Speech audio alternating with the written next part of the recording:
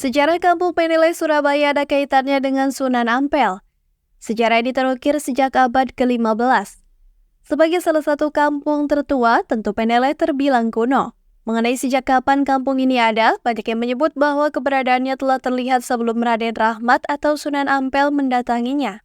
Banyak juga yang menyebut bahwa kampung ini ada sejak zaman Kerajaan Singosari.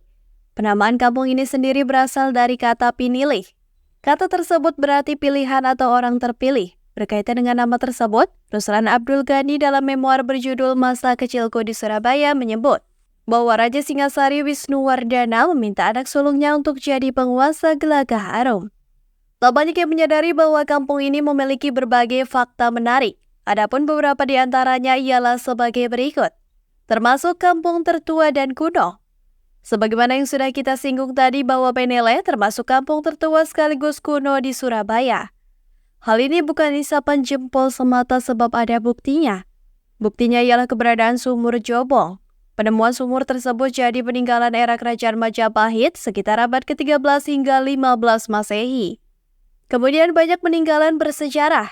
Selain sumur Jobong di kampung Penilai Surabaya ini juga masih menyimpan peninggalan artefak kaya sejarah lainnya. Mulai dari pasar, makam, masjid, sampai dengan rumah. Adapun salah satu rumah bersejarah yang ada di tempat ini ialah kediaman Hos Cokro Aminoto. Rumah ini tidak mendapatkan renovasi alias masih asli.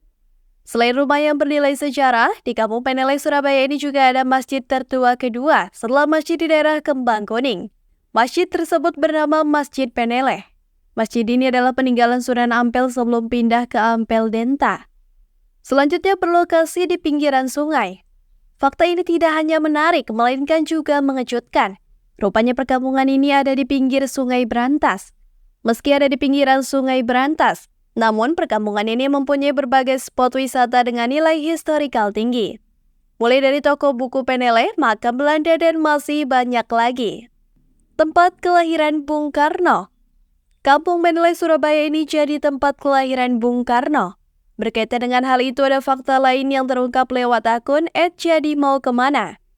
Di akun tersebut juga membeberkan bahwa perkampungan ini pernah jadi tempat tinggal ketika Soekarno masih bersekolah di jenjang SMA.